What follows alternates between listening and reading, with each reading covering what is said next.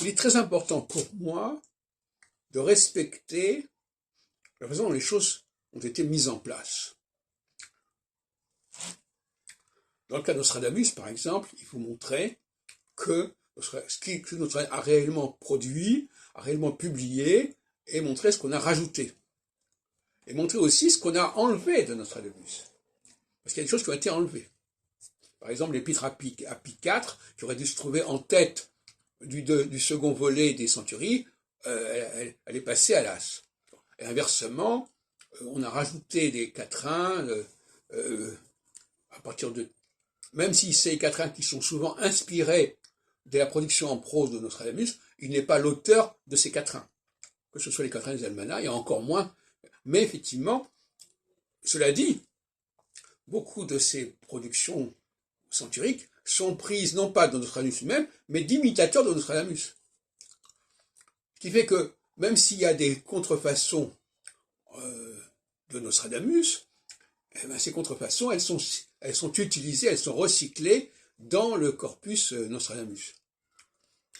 C'est vrai pour les Cisins de Morgar, c'est vrai pour les adresses de Crespin, et c'est peut-être vrai aussi pour l'épître à Pie IV qui a pu être également trafiqué, et etc., etc. Mais peu importe. Ce qui est important, c'est de restituer les choses telles qu'elles sont, telles qu'elles se sont produites. Et en astrologie, c'est pareil. Il ne s'agit pas d'inventer une astrologie et de plaquer sur l'astrologie tel et tel principe qu'on voudrait mettre en avant.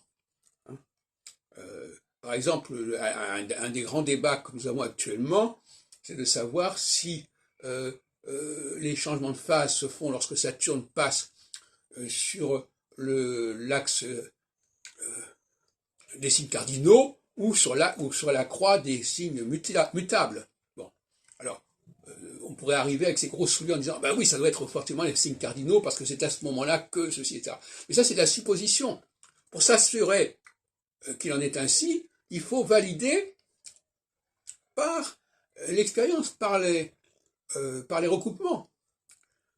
Ces recoupements ne sont pas là simplement pour prouver l'astrologie, mais pour la fonder.